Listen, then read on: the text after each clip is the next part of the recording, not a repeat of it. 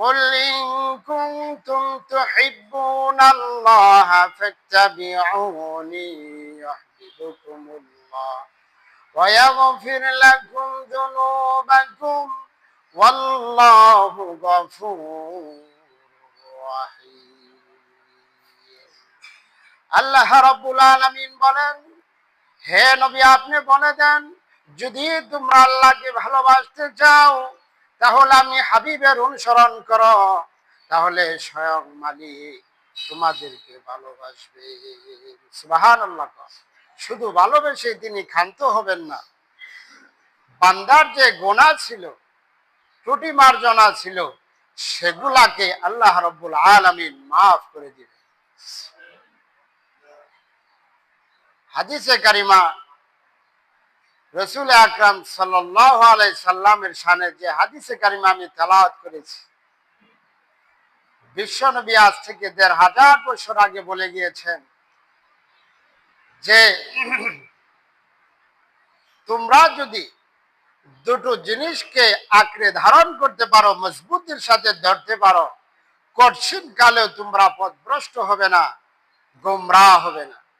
সাহাবায়ে কেরাম বললেন, আল্লাহর হাবিব আপনি চলে যাবেন তাহলে তো আমরা পথভ্রষ্ট হয়ে যাব, আমরা ক্ষতিগ্রস্ত হয়ে যাব। সে সময় রাসূল আকরাম সাল্লাল্লাহু আলাইহি সাল্লাম বললেন যে আমি তোমাদের মাঝে দুটো জিনিস আমি রেখে গেলাম। কটা জিনিস? হাদিস শরীফের ভিতরে বিশ্বনবী ফরমান, তারাকতু ফীকুম আমরাইন লান তাদিল্লু মা তামাসসাকতুম বিহিমা কিতাবাল্লাহি ওয়া সুন্নাত রাসূলি। রাসূল আকরাম সাল্লাল্লাহু আলাইহি সাল্লাম হাদিসের ভিতরে ফরমান, আমি তোমাদের মাঝে দুটো জিনিস রেখে গেলাম, এই দুটো জিনিসকে যদি তোমরা মজবুতির সাথে ভালোভাবে ধারণ করতে পারো, কঠিন কালেও তোমরা পথভ্রষ্ট হবে না। সে দুটো জিনিস কি? এক নম্বর হলো কিতাবুল্লাহি ওয়া সুন্নাত রাসূলি। এক নম্বর হলো আল্লাহ তাআলার কিতাব অর্থাৎ কোরআনুল কারীম। যেই কোরআনুল কারীম আজ থেকে ১৫০০ বছর আগে রব্বে কারীমের হাবিবকে আল্লাহ রাব্বুল আলামিন তার হাবিবকে মুজিজা স্বরূপ দিয়েছেন। এমন একটা জিনিস, যুগে যুগে আল্লাহ তাআলা যত নবী রাসূল পাঠিয়েছিলেন, সকল নবী রাসূলদেরকে আল্লাহ তাআলা মুজিজা দিয়েছিলেন। নবীও শেষ, মুজিজাও শেষ, কিন্তু আমার আপনার নবী একমাত্র নবী জনাবে মুহাম্মদুর রাসূলুল্লাহ সাল্লাল্লাহু আলাইহি সাল্লামকে আল্লাহ রাব্বুল আলামিন এমন একটা মুজিজা দিলেন। নবী আপনি শেষ হয়ে যাবেন, কিন্তু আপনাকে যে কোরআনুল কারীম আমি মুজিজা স্বরূপ দিয়েছি, এটা কিয়ামত পর্যন্ত আমি এটাকে আমি সংরক্ষণ করব, এটার হেফাজতের দায়িত্ব আমি মালিক স্বয়ং নিয়ে নিলাম। সুবহানাল্লাহ। সেই মুজিজাটা কি? সেটা হলো কোরআনুল কারীম। আর সমাজের ভিতরে, দেশের ভিতরে, রাষ্ট্রের ভিতরে এই কোরআনুল কারীম না মানার কারণে যত ধরনের লাঞ্ছনা মুসলমানদের উপরে একের পর এক আসতেছে, একটাই কারণ, আমরা কোরআনকে ছেড়ে দিয়েছি, কোরআনের আমরা অনুসরণ করতেছি। সকলে আমরা মসজিদে আসি, আজান হলে নামাজ আদায় করি, কিন্তু কোরআন মানতে রাজি নয়। কথা বলেন ঠিক কিনা? কোরআনুল কারীমে শুধু হালাল এবং হারামের কথা, এই দুটা বিষয়ের ভিতরে ক্ষান্ত নয়। শুধু হালাল এই বিষয়গুলোকে আমরা শুধু অনুকরণ করলাম, কিন্তু হাবিবে কিবরিয়া এবং স্বয়ং মালিক যেগুলাকে হারাম করেছেন সেটার থেকে আমরা বেঁচে থাকলাম না। কিয়ামত পর্যন্ত যদি আমরা এই কোরআনকে এমন ভাবে মানি, কিছু মানলাম কিছু মানলাম না, এই মানার দ্বারা কোনো ফায়দা হবে। যে আয়াতে কারিমা আমি তেলাওয়াত করেছি, হাবিবে কিবরিয়া সিরাতে মুস্তাফার অনুসরণের কথা বলা হয়েছে। সাহাবায়ে কেরাম তার ছিলেন জ্বলন্ত নজির, যাদের নাম শুনলে রাদিয়াল্লাহু তাআলা আনহু বলতে হয়। কি বলতে হয়? তারা নবীর জন্য, আল্লাহ রাসূলকে খুশি করার জন্য নিজেদের জান মাল সবকিছুকে বিসর্জন দিয়ে দিতেন। সুবহানাল্লাহ। জনক সাহাবা প্রশ্ন করছেন, আইয়ুল আমালি আফজল, আল্লাহর হাবিব সবচাইতে উত্তম আমাল কোনটি? সুবহানাল্লাহ। রাসূল করিম সাল্লাল্লাহু আলাইহি সাল্লাম ঘোষণা দিয়ে দিলেন, ঈমানুম বিল্লাহি ওয়া রাসূলি, সবচাইতে উত্তম আমাল হলো আল্লাহ এবং তার রাসূলের প্রতি ঈমান আনয়ন করা। সুবহানাল্লাহ। আপনি আমি গোটা পৃথিবীর মালিক, যদি ঈমান নামক দৌলতটা আপনার আমার ভিতরে না থাকে, সেই গোটা পৃথিবীর মালিক হতে পারে, তার কাছে আল্লাহ রাব্বুল আলামিনের কাছে 4 পয়সাও মূল্য নাই, 4 পয়সাও দাম নাই। কারণ কি? তার ভিতরে ঈমান নাই। আর যদি ঈমানী সিফাত, ঈমান নামক দৌলত যদি আমরা অর্জন করতে পারি, আমি গোটা পৃথিবীর ভিতরে একজন নিঃস্ব অথবা অসহায় হতদরিদ্র হতে পারি, কিন্তু তার দাম, তার সম্মান, তার ইজ্জত আব্রু রব্বে কারিমের কাছে এই গোটা পৃথিবীর চাইতে সব চাইতে বেশি। সুবহানাল্লাহ। তাদের নজির এই কাঙ্ক্ষিত মানের ঈমান নিয়ে এসে সাহাবায়ে কেরাম সেই নজির প্রকাশ করে দিয়েছেন। সুবহানাল্লাহ।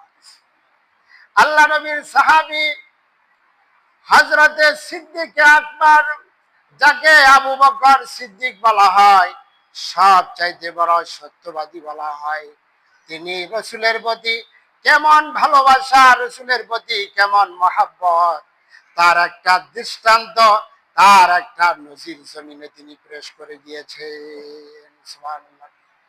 রাসূল আকরাম সাল্লাল্লাহু আলাইহি ওয়াসাল্লাম তিনি মক্কাতুল মুকাররমাতে অবস্থানকালে হিজরতের 6 মাস পূর্বে আল্লাহর হাবিব ঘোষণা দিয়ে দিলেন, হে আবু বকর, তুমি হিজরতের জন্য প্রস্তুতি গ্রহণ করো।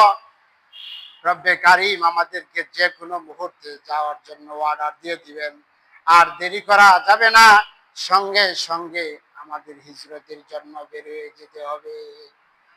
রাসূল আকরাম সাল্লাল্লাহু আলাইহি সাল্লামের সাহাবী হযরতে আবু বকর বিশ্ব নবী যেদিন তাকে মেসেজ দিয়েছিলেন, সেদিন শোনার পর থেকে নিয়ে হযরতে আবু বকর তার গৃহে দাঁড়িয়ে অবস্থান করতেন, সারা রাত্রি ইবাদত বন্দেগীর ভিতরে কাটাইতেন, এক মুহূর্তের জন্য তিনি রাত্রিতে ঘুমাইতেন না। কারণ না জানি কখন আমার হাবিব আসে আর কষ্ট পাবে, আমাকে তিনি ঘুম থেকে জাগ্রত করবেন, এটা আমার বরদাস্ত হয় না। এই কারণে আমি 6 মাস ধরে হাবিবের জন্য অপেক্ষা করতেছি। সুবহানাল্লাহ। অথচ রাসূল কারীম সাল্লাল্লাহু আলাইহি সাল্লাম আল্লাহ রাব্বুল আলামিনের পক্ষ থেকে যখন নির্দেশ আসলেন, তিনি রওনা হয়ে গেলেন। হযরতে আলী কাররামাল্লাহু ওয়াজহাকে তিনি জিম্মাদারি দিলেন, দায়িত্ব দিয়ে গেলেন, হে আলী, তুমি আমার বিছানায় এই যে সাদা চাদর দেখতেছ, এটি দিয়ে তুমি আমার বিছানায় ঘুমিয়ে যাবে। কারণ ইহুদি নাসারারা তারা আমার কাছে কিছু জামানত রেখে গেছে, কিছু মাল রেখে গেছে। এই মালগুলা তুমি সকালবেলা তাদের সাথে দেখা সাক্ষাৎ করে তাদের পাওনাগুলা তুমি বুঝাই দিবে। সুবহানাল্লাহ। এজন্য আমার আপনার হাবিবকে বলা হয়, হ্যাঁ, আল আমিন, তিনি ছিলেন বিশ্বাসী। সুবহানাল্লাহ। এদিকে ইহুদিরা, কাফের মুশরিকরা রাসূল কারীম সাল্লাল্লাহু আলাইহি সাল্লাম যে গৃহের ভিতরে তিনি অবস্থান করতেছিলেন, সেই গৃহের চতুর্দিক দিয়ে তারা বেষ্টন করে রাখছে, মুহাম্মদ যাতে করে ঘরের বাহিরে না যেতে পারে। সকাল হলেই তাকে আমরা পুলিশ করে দিব, তাকে হত্যা করে ফেলবো। এদিকে রব্বে কারীম তার হাবিবকে ওহীর মাধ্যমে জানাই দিলেন, হাবিব, আর দেরি করা যাবে না, আপনি এখনই রওনা হন, আপনি এখনই হিজরতের জন্য প্রস্তুতি গ্রহণ করুন। সুবহানাল্লাহ। কোরআনুল কারীমের ভিতরে আছে, রাসূল আকরাম সাল্লাল্লাহু আলাইহি সাল্লাম যখন তিনি রওনা হয়ে গেলেন, কাফেররা চতুর্দিক দিয়ে বেষ্টন করে রাখছে। রাসূল আকরাম সাল্লাল্লাহু আলাইহি সাল্লাম তার কাছে কোনো ধরনের অস্ত্র শস্ত্র ছিল না, রিভলভার ছিল না, 87 ফুট ছিল না, কোনো ধরনের পিস্তল ছিল না। রাসূল আকরাম সাল্লাল্লাহু আলাইহি সাল্লামকে হাবিব বললেন, আল্লাহর রাসূলকে স্বয়ং মালিক জানাই দিলেন, আপনি এক মুষ্টি বালু হাতে ধারণ করুন আর সামনের দিকে চলুন। যত দুশ্মন আছে তাদের চোখের ভিতরে আমি বন্দুকের গুলির নেই, তীরের নেই, তাদের চোখের ভিতরে আমি পৌঁছায় দিয়ে দিব। সুবহানাল্লাহ। এটা কে করেছে? স্বয়ং মালিক করেছে, যাতে করে কাফেররা বিশ্ব নবীকে দেখতে না পারে। সুবহানাল্লাহ। তাদের সামনে দিয়ে রসুল বের হয়ে গেছে, কিন্তু রসুলকে তারা অ্যাটাকও করতে পারেন নাই, তাকে ধরতেও পারেন নাই। সুবহানাল্লাহ।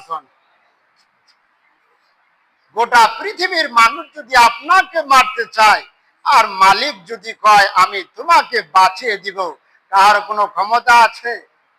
মারার মূলত ক্ষমতা আছে? নাই। আর যদি মালিক বলে যে আমি তোমাকে শেষ করে দিব, গোটা পৃথিবীর সকল শক্তি একত্রিত করেও আমরা তাকে রক্ষা করতে পারবো না। তার প্রমাণ একটা নয়, দুটা নয়, শত শত নজির বিদ্যমান আছে। যাই হোক, যে কথা আমি বলতেছিলাম, কোরআনুল কারীমের ভিতরে আছে ওয়ামা রামাইতা ইয রামাইতা ওয়ালাকিন্নাল্লাহা রামা। কোরআনুল কারীমের ভিতরে আল্লাহ রাব্বুল আলামিন বলেন, হাবিব যখন নাকি আপনি এক মুষ্টি বালু হাতের সামনের দিকে ছাড়লেন, এক মুষ্টি বালু হাতে নিয়ে আপনি সামনের দিকে ছাড়লেন, এই বালুগুলো আমি দুশমনদের চোখের ভিতরে আমি মালিক পৌঁছাই দিয়েছি। সুবহানাল্লাহ। এখানে আপনার কোনো পাওয়ার ছিল না, আপনার কোনো ক্ষমতা ছিল না, আমি মালিক আপনাকে তাদের কাছ থেকে মুক্তি দিয়েছি। সুবহানাল্লাহ। হেফাজত করেছি। যে কথা আমি বলতেছিলাম, রাসূল আকরাম সাল্লাল্লাহু আলাইহি সাল্লাম রওনা হয়ে গেলেন। অতি অল্প সময়ের ভিতরে হযরতে সিদ্দিক আকবরের বাড়িতে যায় হাজির হয়ে গেলেন। দরজায় করাঘাত করার সঙ্গে সঙ্গে তিনি দরজা খুলে দিলেন, ওপেন করে দিলেন। রাসূল আকরাম সাল্লাল্লাহু আলাইহি সাল্লাম বললেন, আবু বকর বাবা, তোমাকে একবার ডাকা দেরি, কিন্তু তুমি দরজা খুলতে দেরি করো নাই, তার কারণটা তুমি আমাকে জানাও। সুবহানাল্লাহ। আবু বকর চক্ষু দিয়ে পানি পড়তেছে। হাবিব, আপনি 6 মাস পূর্বে আমাকে ঘোষণা দিয়েছিলেন, সেদিন থেকে আমি আমার পিঠকে জমিনের সাথে বিছানার সাথে লাগাইনি, আমি শুধু অপেক্ষায় করেছি কখন আপনি আসবেন আর আমাকে নক করবেন, যাতে করে আপনার কষ্ট না হয়। এর দিকে অনুসরণ করে, এর দিকে মনোনিবেশ করে আমি আপনার জন্য 6 মাস ধরে জাগ্রত অবস্থায় ছিলাম। সুবহানাল্লাহ। এই কারণে রাসূল আকরাম সাল্লাল্লাহু আলাইহি সাল্লাম বলেছেন, জান্নাতের দরজা হলো 8টি। কয়টি? জাহান্নামের দরজা, জাহান্নামের স্তর হলো বা দরজা হলো 7টি। কয়টি? জাহান্নাম 7টা নয়।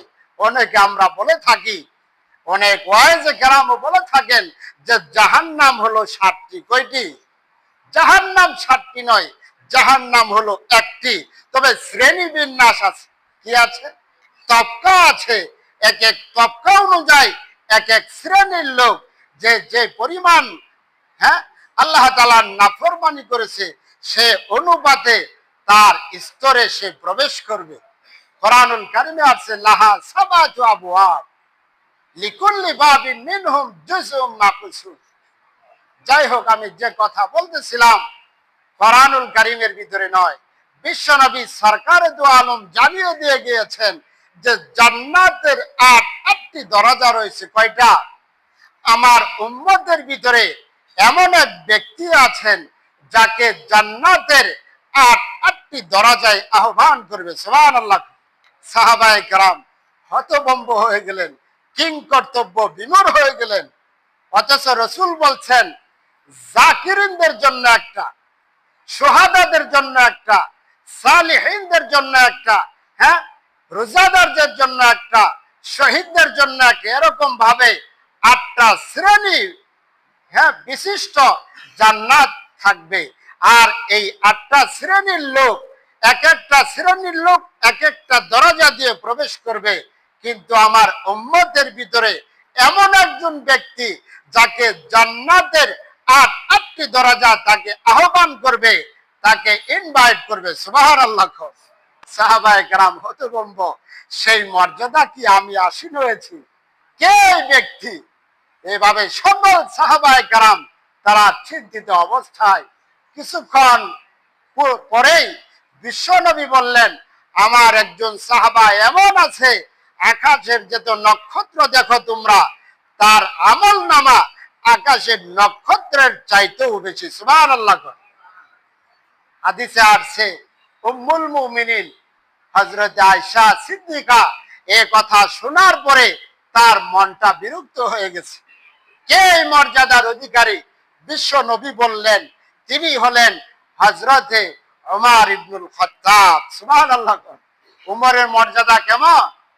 আকাশে যত নক্ষত্র ছিল তার চাইতেও তার সওয়াবের পরিমাণ অনেক অনেক বেশি। সুবহানাল্লাহ। তার মনটা খারাপ হয়ে গেছে, মনটার ভিতরে পেরেশানি আসছে। বিশ্ব নবী বললেন, হে আয়েশা, টেনশনের কোনো কারণ নাই। তোমার বাবা আবু বকর তার মর্যাদা কেমন জানো?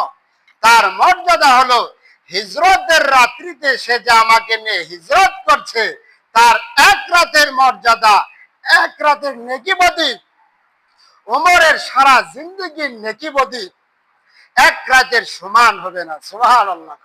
সেই রাত্রিটা কোনটি? সেই রাত্রিটা হলো হিজরতের রাত্রি। সুবহানাল্লাহ।